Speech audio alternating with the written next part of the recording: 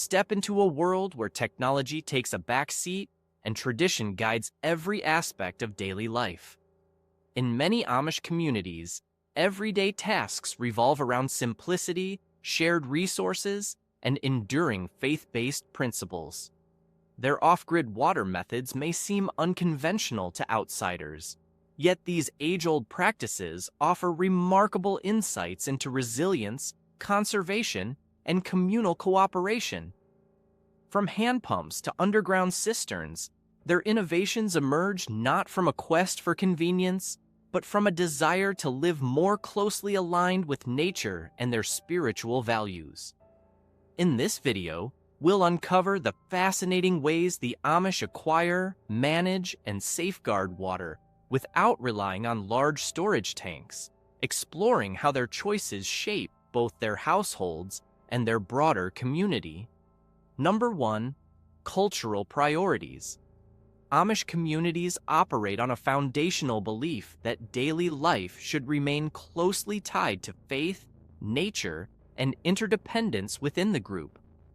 Their approach to water management without large tanks flows from this worldview, emphasizing simplicity, resourcefulness, and minimal reliance on external infrastructures. Unlike mainstream households that often accept modern plumbing as a default, many Amish families choose wells, springs, and modest cisterns to maintain greater autonomy from public utilities. Such decisions are guided by religious ordinances that often restrict, or at least closely evaluate, the adoption of new technologies.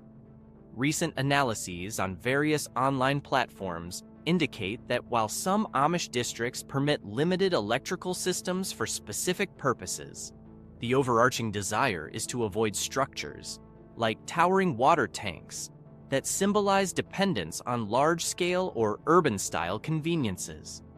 Documentaries capturing Amish homesteads across states like Pennsylvania, Ohio, and Indiana show that most families form a careful balance between tradition and practicality, updating certain methods, like adding small diesel generators to power minimal pumping, only when absolutely necessary. By focusing on smaller-scale approaches, they not only uphold religious teachings, but also manage to conserve land space for farming or livestock. Observers in academic and social media spaces highlight how this avoidance of bulky tanks does not equate to neglecting hygiene or health. On the contrary, many Amish emphasize water purity and routine checks for bacterial contamination. Their communal ethos encourages neighbors to share knowledge about well drilling, water testing, and maintenance. Thus, cultural identity intertwines with water decisions, showing that every household's choice, be it a hand pump or a gravity-fed line, reflects both spiritual convictions and communal obligations. Interestingly, anthropologists have noted that certain Amish groups reevaluate how best to adapt while preserving core values. For instance, an offshoot community may incorporate small-scale filtration units but still forego large pressurized tanks.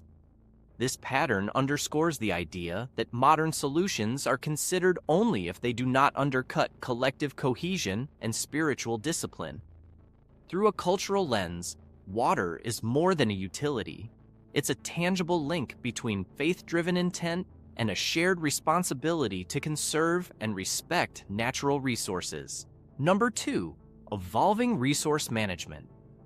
As Amish settlements expand throughout North America, they encounter varied terrains: rolling hills in Pennsylvania, flatter farmland in Ohio, more arid patches in certain Midwestern states, and even colder northern climates reaching into Canada. Each region's unique conditions prompt the Amish to reevaluate resource management and water storage strategies. While they generally dismiss large municipal-style towers, they do adapt to ensure stable access to clean water year-round. In some newly established communities, researchers have noted a trend toward deeper wells drilled with the assistance of local contractors. Despite external collaboration, The Amish typically require that any mechanized drilling be done under close supervision by community elders, ensuring no steps conflict with religious guidelines. Meanwhile, in areas with reliable natural springs, families often establish simple gravity-fed pipeline networks that deliver water directly into their kitchens or barns. This approach replaces the need for big above-ground tanks by letting topographical features handle pressure and flow. Online videos exploring off-grid living frequently highlight how these small-scale pipelines use minimal piping technology yet function effectively for large families who might share a single water source. Another rising practice among certain Amish groups is capturing seasonal rainfall in underground cisterns lined with either concrete or a specialized sealant.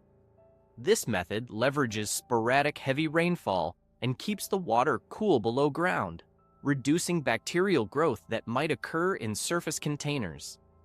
Agricultural extension agents who have visited Amish farms report that these families often position gutters and downspouts with precision, ensuring every drop from a barn rooftop channels directly into a storage vault.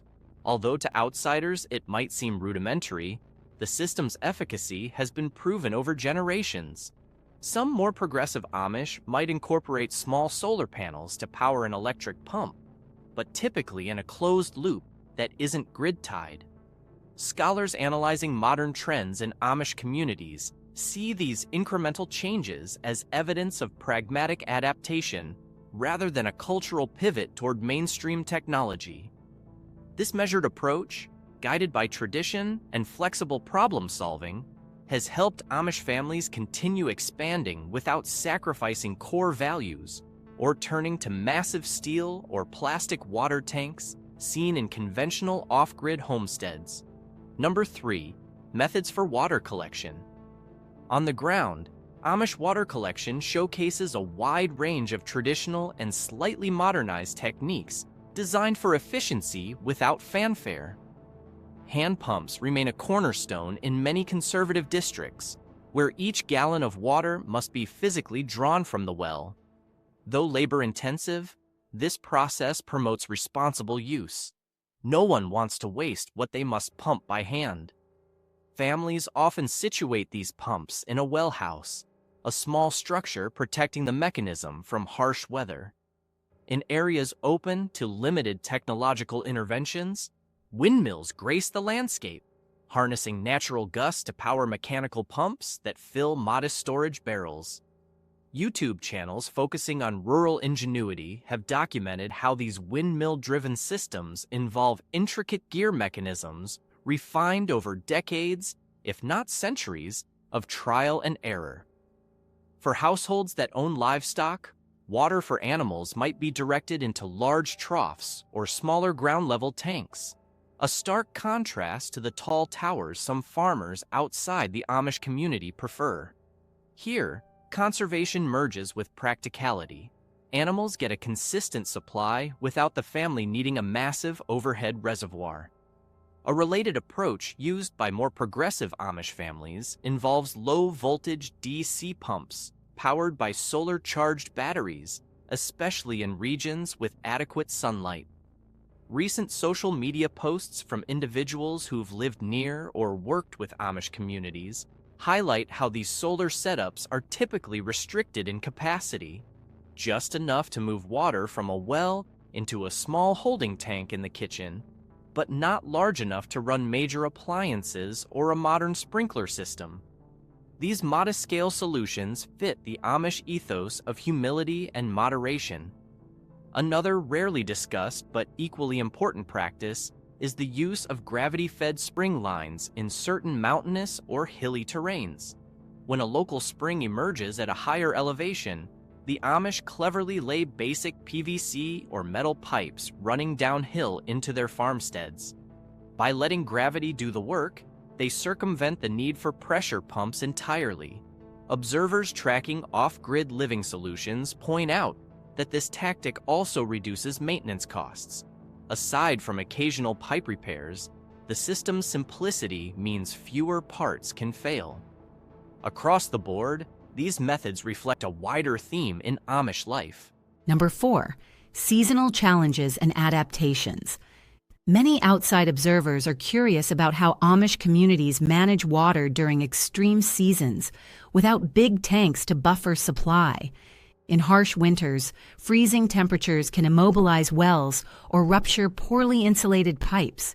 As a result, families often build insulated well houses or place straw bales around external fixtures to trap heat. Some communities install small wood stoves in pump sheds, lit only during the coldest nights to keep the system operational. This approach ensures a continuous water supply for cooking, bathing, and livestock, even when nearby mainstream farms might rely on electric heat tapes or centralized water towers. During scorching summers or drought conditions, Amish families turn to strategic rationing. A thorough understanding of rainfall patterns helps them plan for irrigation if needed. Scholars studying Amish agriculture notice that these communities frequently grow drought-resistant crops or practice crop rotation in a way that demands less intensive irrigation overall. Rain barrels stationed at barn corners or under roof gutters also collect water that can be redirected to gardens or animals, reducing strain on wells. Articles in environmental journals have pointed out that this practice, while simple, is highly effective, as it captures precipitation that might otherwise run off unused. Another protective measure is layering deep mulch around vegetable gardens to retain soil moisture, thereby decreasing overall water needs. In more arid regions, the Amish might dig an additional, smaller well as a backup or deepen an existing one to access more stable groundwater. Recent YouTube footage from southwestern Amish settlements shows them installing slow sand filters to maintain water quality in hotter climates where bacterial growth can spike. While these measures could be deemed moderate forms of innovation, the Amish are cautious about labeling them as technological leaps. Instead, they view them as necessary refinements to time-honored traditions. Their resilience against seasonal extremes demonstrates that while they refuse large reservoir tanks, they remain adept at pivoting between different water sources and strategies to ensure year-round stability. Knowledge acquired over multiple generations, such as identifying prime well locations or the best times to clean cisterns, also contribute significantly to their adaptability, reflecting an enduring interplay between lived experience and mindful stewardship. Number 5, communal roles and education. Within Amish society, the responsibility of sustaining water systems is spread across various community members. Men often handle physically demanding tasks like digging new wells, repairing windmills, or installing pipelines, while women are commonly in charge of day-to-day water usage for cooking, laundry, and cleaning. However, this division is neither absolute nor strictly enforced. Many women assist with well maintenance, and men participate in regulating household water conservation. Scholars investigating Amish social structures emphasize how these roles evolve, especially as younger generations learn updated methods from local tradesmen or glean insights from permissible reading materials. Some communities hold periodic frolics, day-long gatherings where the entire neighborhood collaborates on projects like building or cleaning cisterns. These events blend labor and fellowship, reinforcing the notion that water access is a shared priority. According to interviews published in rural sociology journals, elders often use these frolics to teach adolescents critical knowledge, how to test water purity, adjust windmill blades for optimal efficiency, or properly seal a new well. This intergenerational transfer of skills ensures that each settlement remains self-reliant without a reliance on outside companies or public services. For the Amish, teaching water management is not just a technical affair, but part of broader moral instruction on caring for God's gifts. Children as young as 10 might help pump water or fill buckets for livestock, fostering early respect for the effort involved. Although many Amish schools provide basic lessons in arithmetic and reading, detailed water management instruction unfolds in a hands-on manner at home. Anthropologists studying Amish apprenticeship patterns highlight how this approach keeps learning firmly rooted in experience, rather than abstract theory. Another noteworthy facet is the communal backup network. If one family's well runs dry or a pump fails, nearby households step in to assist, sometimes trucking in water via horse-drawn wagons equipped with sturdy barrels. This synergy reduces emergencies and ensures that no family is left without water, reinforcing strong social bonds that replace the safety net that a large municipal tank or water company might otherwise provide. In many ways, the Amish community's educational framework in